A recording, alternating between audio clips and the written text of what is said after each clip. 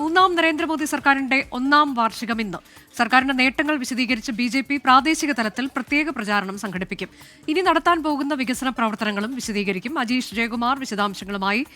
അജീഷ്, വിപുലമായ ആഘോഷ പരിപാടികൾ, ഒപ്പം തന്നെ പ്രചാരണ പരിപാടികൾ, അങ്ങനെയാണോ?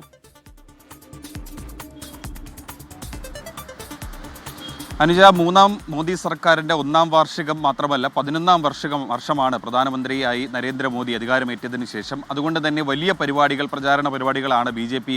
രാജ്യവ്യാപകമായി ഇന്ന് നടത്താൻ പോകുന്നത്. പ്രാദേശികമായി തന്നെ അവർ വാർത്താ സമ്മേളനങ്ങളൊക്കെ വിളിച്ചു ചേർക്കും. ഒപ്പം തന്നെ അവിടുത്തെ ജനങ്ങളെ അവരുടെ വികസന നേട്ടങ്ങളൊക്കെ അറിയിക്കാൻ തന്നെ വലിയ വിപുലമായ പരിപാടികളും ജാഥകളും ഒക്കെ തന്നെ അവർ ആലോചിക്കുന്നുണ്ട്. ഇപ്പോൾ ബി.ജെ.പിയുടെ ദേശീയ അധ്യക്ഷൻ്റെ പ്രതികരണമൊക്കെ വന്നിട്ടുണ്ട്. 11ാം വാർഷികം വിപുലമായി ആചരിക്കാൻ, അല്ലെങ്കിൽ ജനങ്ങളിൽ അവരുടെ വികസന നേട്ടങ്ങളെ എത്തിക്കാൻ കഴിഞ്ഞു, അല്ലെങ്കിൽ അതിനു വേണ്ടിയിട്ടുള്ള തയ്യാറെടുപ്പുകളാണ്, ക്യാമ്പയിനുകളാണ് ഇനി ബി.ജെ.പി. നടത്താൻ പോകുന്നത് എന്നാണ് അദ്ദേഹത്തിൻ്റെ ഒരു പ്രതികരണം വന്നിട്ടുള്ളത്. എന്തായാലും തന്നെ ഈ 2014-ലും 2019-ഉം ഒക്കെ അപേക്ഷിച്ച് 2024 എത്തിക്കഴിഞ്ഞാൽ അത്ര എളുപ്പമായിരുന്നില്ല മോദി സർക്കാർ അധികാരത്തിലെത്തിയത്. ആദ്യത്തെ 2 തവണയും മോദി സർക്കാർ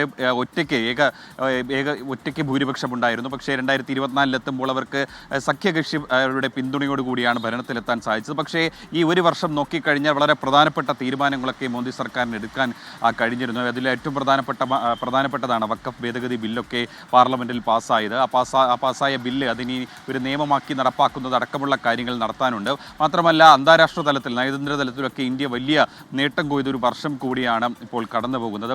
അതിൽ ഏറ്റവും പ്രധാനപ്പെട്ടതാണ് ഈ പഹൽഗാം ആക്രമണത്തിൽ, ഈ ഭീകരാക്രമണത്തിൽ ഇന്ത്യ കൊടുത്ത മറുപടി, ഓപ്പറേഷൻ സിന്ദൂർ. അതിനായി പ്രത്യേക ഡെലിഗേഷനെ വിദേശ രാജ്യങ്ങളിൽ അയച്ചത്. 33 രാജ്യങ്ങളിൽ ഈ ഡെലിഗേഷൻ പോയിരുന്നു. ഇന്ത്യയുടെ അവരുടെ നിലപാടുകൾ ആവർത്തിച്ചു പറഞ്ഞു. പാകിസ്ഥാനെ ഒറ്റപ്പെടുത്താൻ സാധിച്ചു. ഇന്ത്യയുടെ ശബ്ദം ലോകത്തിൽ അത് ഉയർന്നു കേൾക്കുക തന്നെ ചെയ്യുമെന്നുള്ളവർക്ക് എന്നൊരു സ്ഥിതിയിലേക്ക് കാര്യങ്ങൾ എത്തി എന്നാണ് അവർ അവകാശപ്പെടുന്നത്. എന്തായാലും മാത്രമല്ല, ഏറ്റവും പ്രധാനപ്പെട്ട കാര്യം, ഇന്ത്യ ഒരു മൂന്നാമത്തെ വലിയ സാമ്പത്തിക ശക്തിയായി ഉയരുന്നതിന് വേണ്ടിയിട്ടുള്ള നടപടികൾ അത് ത്വരിതഗതിയിൽ നടന്നു വരുന്നുവെന്നും ബി.ജെ.പി. അവകാശപ്പെടുന്നുണ്ട്. ഇനി ജർമ്മനിയെ കൂടി പിന്തള്ളി അടുത്ത 2-3 വർഷത്തിനുള്ളിൽ ഇന്ത്യ മൂന്നാമത്തെ വലിയ സാമ്പത്തിക ശക്തിയായി മാറും എന്നാണ് അവകാശപ്പെടുന്നത്. അങ്ങനെ വലിയ നേട്ടങ്ങൾ മോദി സർക്കാരിൻ്റെ കീഴിൽ ബി.ജെ.പി.